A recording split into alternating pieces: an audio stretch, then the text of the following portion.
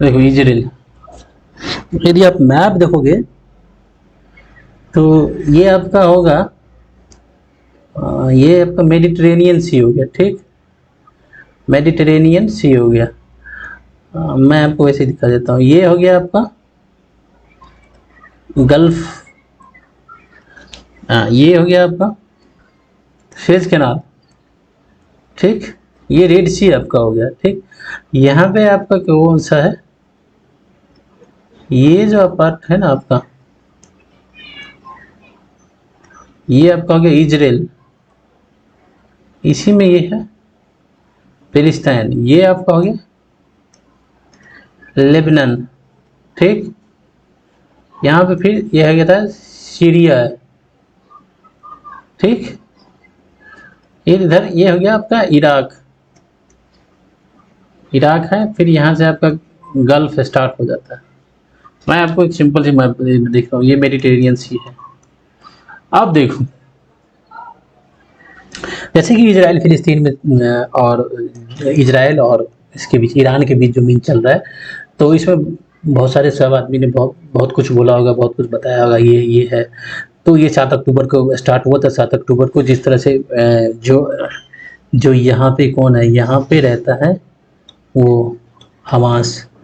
Hamas क्या है, Hamas एक टेररिस्ट ऑर्गेनाइजेशन, यदि उसको यूएनओ तो टेररिस्ट ऑर्गेनाइजेशन अभी नहीं डिक्लेयर किया है, लेकिन हमास है जो अपनी इंटरेस्ट के लिए काम कर रहा है। वो चाहता है ग्रेटर पैलेस्टाइन का बात करता है वो, और पैलेस्टाइन कॉज के लिए वो काम करता है, जो वो करता है। तो फिर 7 अक्टूबर को उसने अटैक किया, लगभग 1200 लोगों को इसराइल के अंदर मारा उन्होंने, हमास ने 1200 लोगों को मारा, और 250 या 300 के लगभग उसको एब्डक्ट कर लिया, और मतलब अपहरण करके ले गया, ठीक। फिर इसके मतलब जवाब में इसराइल जो है लगभग 40-50 हज़ार लोगों को अपना हमास से पूरी तरीके से बदला। जो इसराइल का डीएनए है, जो उसका मतलब यूएसपी है, जो मतलब भाई जो हमारे एक को मारोगे, हमारे साथ ये छेड़छाड़ करोगे, तो हम फिर उसके बाद दिखाएंगे हम क्या है, ये चीज़, ये सब चल ही रहा था। तो फिर आपको पता है यहाँ पे लेबनान के अंदर जो है, ये नॉर्दर्न लेबनान है, ये नॉर्दर्न लेबनान में एक हिजबुल्लाह ग्रुप है, हिजबुल्लाह ग्रुप है। ये हिजबुल्लाह ग्रुप क्या है, मेन एक शिया ग्रुप है, शिया ग्रुप, एक ये शिया ग्रुप है जिसको कि, और ये जो ईरान है, ईरान भी क्या है, ये शिया कंट्री है, ठीक। तो ईरान इसको सपोर्ट करता है, ठीक। अब क्यों करता है, अभी हिस्ट्री में फिर जाएंगे तो फिर ज्यूस से लेके पर्शियन के टाइम, ज्यूस से और पर्शियन के बीच में क्या था, क्या रीजन था, क्यों ये किया, वो हटाते हैं। तो अभी का जो मेन कैलकुलेशन ये है कि जो हिजबुल्लाह के चीफ था नसरल्ला, वो मारा गया। नसरल्लाह को ख़त्म किया गया। नसरल्लाह को ख़त्म करने के बाद ईरान जो है, ईरान में क्या है, एक तरह से कह सकते हैं ऑटोक्रेसी है। ऑटोक्रेसी क्योंकि यहाँ का जो एक रिलीजियस, ईरान में जो अभी तो देखेंगे प्रेसिडेंट का इलेक्शन हुआ है, जो ईरान का पहले का प्रेसिडेंट था वो मारा गया था, कहाँ पे, वो उधर मतलब सेंट्रल एशिया के अंदर वो मारा गया था।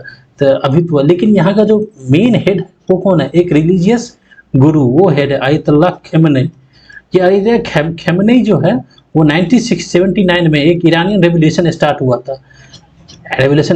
था, तो ईरान 1979 से पहले जो ईरान में था ना, रजा शाह पहलवी का गवर्नमेंट था। ये रजा शाह पहलवी जो थे ना, ये पहलवी जो थे, ये प्रो अमेरिकन थे, और मतलब ईरान को मॉडर्नाइज करने या इस सब तरह का काम कर रहे थे, ठीक। लेकिन पता नहीं अयतुल्लाह खमेनी को क्या हुआ, ये आके इन्होंने बोला कि नहीं ये इस्लाम के अगेंस्ट है। और ये थोड़ा जिस तरह से टर्की मॉडर्न है ना, टर्की क्या है, यूरोप का आधा, यूरोप में आधा नहीं तो बहुत, उसका इस्तांबुल है, यूरोपियन पार्ट है।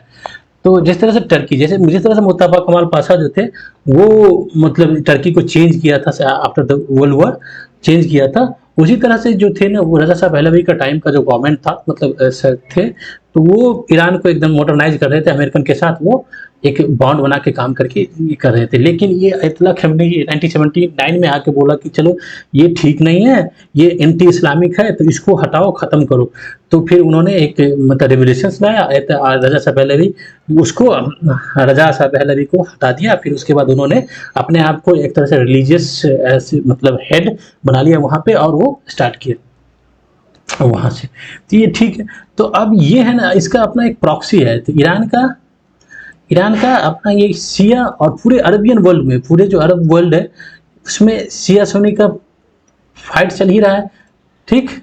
तो इधर जो है, जो सऊदी है वो सुन्नी कंट्री है, सऊदी है सुन्नी कंट्री। यहाँ पे यमन है, यमन के अंदर एक जो हूती रेबल है, हूती रेबल क्या है, ये शिया है।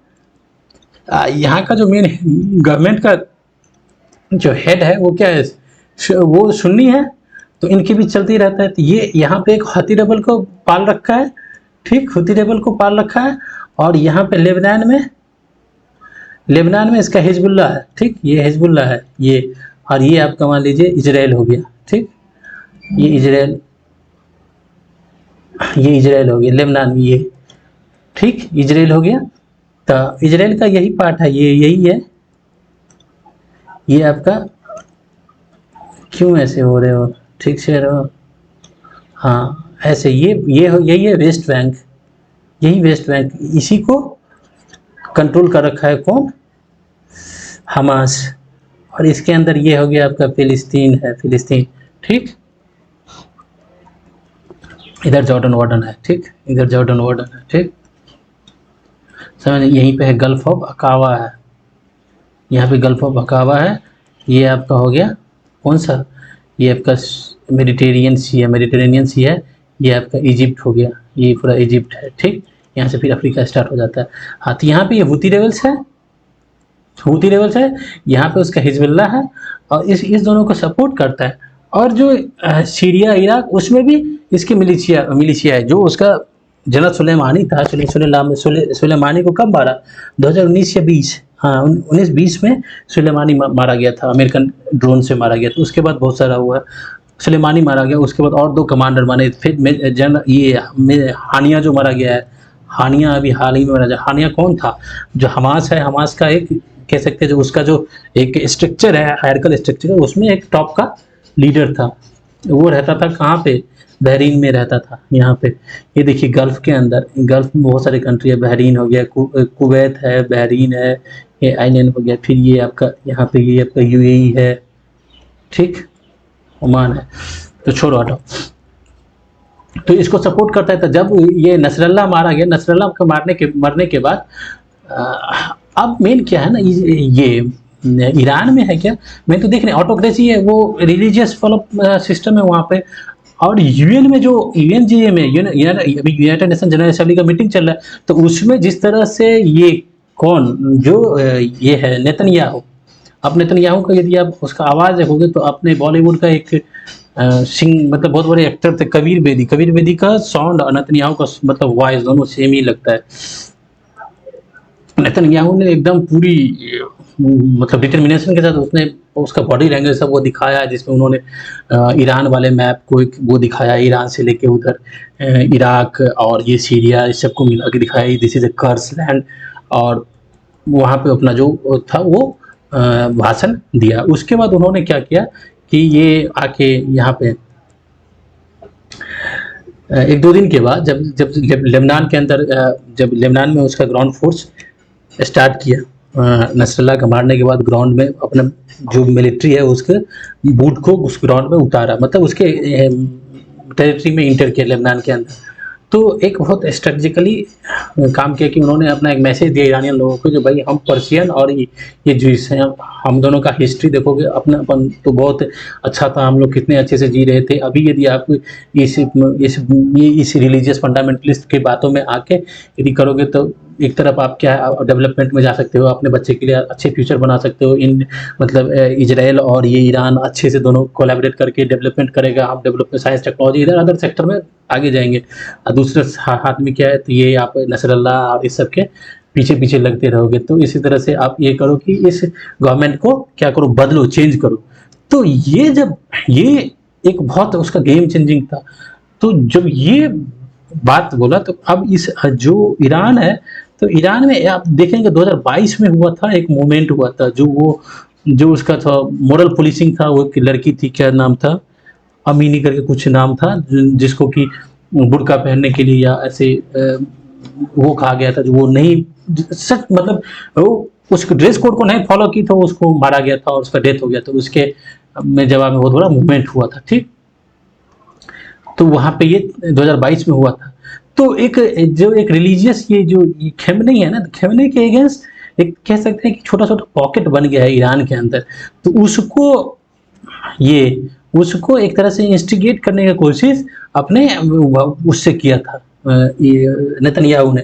तो चलो भाई इसको इंस्टिगेट करने की कोशिश किया था। इवन ये कहा जाता है नसरल्लाह का जो लोकेशन था वो ईरानी एजेंसी के थ्रू आया है। इसमें सच्चाई कितनी है वो बाद की बात है। अभी जब वॉर होता है ना तो उस टाइम प्रोपेगेंडा वॉर भी चलता है।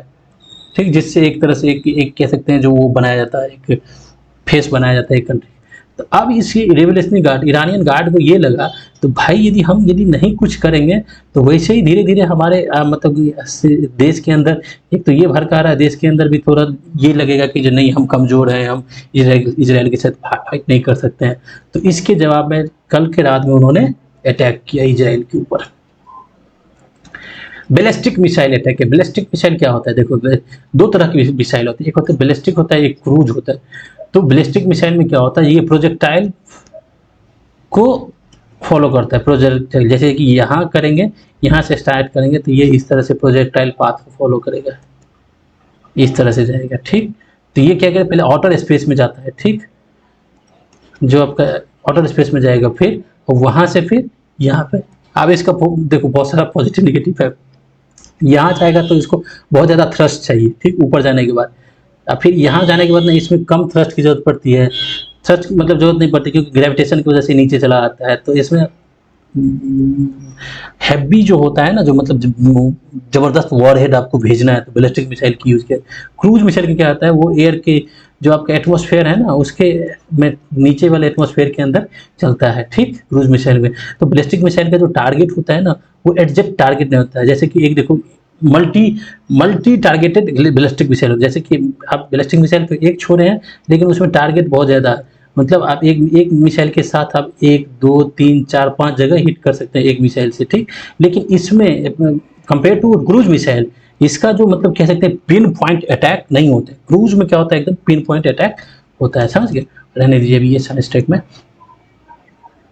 हाँ, तो क्रूज मिसाइल होता है तो वो अपना ये नीचे इसको आउटर स्पेस में जाने की नहीं होता है। इसका क्रूज मिसाइल का पाथ इस तरह से होता है, इनर एटमॉस्फेयर के अंदर आता है। ठीक, तो उन्होंने ये अटैक किया। अब देखो मेन है, अब मेन था कि जब जब जब इजराइल ने लेबनान के अंदर अटैक किया था तो उन्होंने बोला कि जो भाई हम लेबनान में एक छोटा सा अटैक करेंगे और लेबनान में जो है इधर ये बॉर्डर को हम क्लियर करेंगे। लेकिन जब ये इधर अटैक किया, ईरान ने इसके अंदर अटैक किया है और ईरान अटैक करने के बाद ईरान में एक इंटरेस्टिंग बात ये है कि ईरान चिल्लाने लगा अटैक करने के बाद कि जी देखो देखो नसरल्लाह को तुमने जो मारे हो तो इसकी वजह से मैं अटैक किया हूँ। यदि अब तुम मारोगे फिर अटैक करोगे तब मैं बहुत जोर से मारूंगा। तो ईरान ये काम स्टार्ट करने दे। इसका ये नहीं है कि ईरान के भाई चुप हो जाए, अपना एक होता है जो अटैक कर दिए अब छोड़ दे। नहीं, ईरान अपना स्टेटमेंट दिया तुम नसरल्लाह को मारे हो, इसके जवाब में हम अटैक किए हैं। अब यदि तुम अटैक करोगे, इसका जवाब लोगे तो हम और अटैक करेंगे। तो इजराइल तो बोला है कि भाई हम अटैक करेंगे। अब इससे क्या हो गया, तो ये ईरान के अंदर वैसे ही डर फैल गया। तो मुझे जो लगता है अभी जो इजराइल है वो ईरान को कुछ नहीं करेगा। वो करेगा क्या, ये यहाँ पे जो नसरल्ला है ना, पहले इजराइल का था जो मतलब हम छोटा सा अटैक करके यहाँ पे एक छोटा सा बफर जोन बनाएंगे। लेकिन अब वो क्या करेगा, नसरल्ला को पूरे जड़ से खत्म करेगा और नसरल्ला पे जो लो फोर्स अप्लाई करने वाला था अब वो हाई फोर्स अप्लाई करेगा। पहले था जो एक यहाँ पे लिटनी रिवर है, बोला कि लिटनी रिवर तक हम ले जाएंगे, लिटनी रिवर के उस साइड कर देंगे, उसके बाद एक बफर जोन बना देंगे जो हमारे तरफ अटैक न करे। क्योंकि नॉर्दर्न इजराइल के अंदर जितने भी लोग रह रहे थे सबको इवैक्यूएट करके इजराइल जब से मतलब इसके साथ स्टार्ट हुआ तो पूरा इधर लेके चला आया था नॉर्दर्न इजराइल से। तो बोला कि इसको यदि यहाँ से दूर कर देंगे तो इसके मिसाइल रेंज से हमारा ये नॉर्दर्न इजराइल का लोग बच जाएगा। लेकिन अब ये कर दिया है, अभी ये कितना फोर्स से भी अटैक करेगा ना इजराइल अभी लेबनान के अंदर तो वो बात नहीं। अब डिपेंड करता है लेबनान कितना, ये नसरल्ला कितना स्ट्रांग है, कितना उसको एमिनेशन पहले से ही अवेलेबल करवा दिया गया। ठीक, समझ गए? अब थोड़ा देख अमेरिकन स्ट्रेंथ देख लेते हैं इधर। देखो तो ये वाला सिस्टम अब मुझे जहां तक लग रहा है क्या करेगा, अब हमास को भी देखेगा, जो मतलब हमास पे भी बोलेगा जो अंदर में, क्योंकि अभी अब ईरान कुछ नहीं कर सकता है, क्योंकि ईरान अटैक कर दिया है। अब उसका वो है कि अब वो देखेगा इजराइल अटैक करे, तो इजराइल अभी क्या करेगा, ईरान में अटैक नहीं, ईरान के अंदर न्यूक्लियर बहुत सारे काम हो रहा है यहाँ पे, वो अलग चीज़ है, वो देखेंगे उसमें। अमेरिका भी चाहता है जो कि भाई इसको, इसका न्यूक्लियर प्रोग्राम जितना भी है इसको ख़त्म करो, तो अमेरिका भी चाहता है, लेकिन अभी बोलेगा कि अभी रुक जाओ। अभी इजराइल क्या करेगा, अभी नसरुल्लाह को यहाँ से हटाएगा, और ये हमास को भी पूरी तरीके से कह सकते हैं ना, जो एक बफर जोन बना के पूरा एकदम कह सकते हैं जो उसको वो करते, इजराइल ये काम अभी करेगा, तो अभी नहीं अटैक करेगा इसके ऊपर। यदि आप देखोगे कि बोलोगे कि ईरान कमज़ोर तो नहीं है, इजराइल के नहीं, ईरान कमज़ोर नहीं है, लेकिन आप यदि देखोगे ना, फिर ये आपका मेडिटेरेनियन सी हो गया, समझ गए, ये मेडिटेरेनियन सी हो गया, यहाँ पे इजराइल वाला हो गया, ये अरेबियन पेनिनसुला हो गया, ये गल्फ हो गया, यहीं पे ये गल्फ हो गया। अब गल्फ देखोगे ना, तो यहाँ बहरीन से लेके यहाँ पे ना ये ईरान का कोस्ट है, यहाँ पे ना अमेरिकन 12 बेसेज हैं, अमेरिका का 12 बेस है, 12 बेस से कम नहीं है। यदि अमेरिकन के यदि देखोगे तो ये हो गया मेरे यहाँ पे हो गया आपका कौन सा है, क्या कह सकते हैं, ये इटली है, इटली का पार्ट है, इटली का एक आइलैंड है सिसिली है, यहाँ पे ग्रीस है, ग्रीस के पास भी एक आइलैंड है। अमेरिकन के 6 फ्लीट का जो 6 फ्लीट का यहाँ पे 6 फ्लीट का यहाँ पे हेडक्वार्टर तो नहीं कह सकते, तो एक बहुत बड़ा ब्रांच है, 6 फ्लीट यहाँ पे रहता है। ग्रीस के पास यहाँ पे इसका 5th फ्लीट है, ठीक। उसके बाद अभी आप देखोगे तो यहाँ पे अमेरिकन का मतलब सेंट्रल कमांड अमेरिकन का यहाँ पे आप देख सकते हो, तो क्या सब है, आर्मी है, एयरफोर्स है, लॉजिस्टिक सेंटर, मतलब 12 ऐसे बेसेज ये पूरा गल्फ के अंदर है। तो इतना बड़ा है, जो अमेरिकन इधर से भी और इधर से भी घेर रखा है पूरे इस रीजन को। आप अमेरिकन इतना स्ट्रांग है, लगभग इसके अमेरिकन को नहीं कुछ तो अभी यहाँ पे 20 से 30 हज़ार तो उसके सोल्जर यहाँ पे होंगे अमेरिकन का। तो ये पावर है अब वहाँ पे अमेरिकन का, तो आप कैसे कह सकते हो।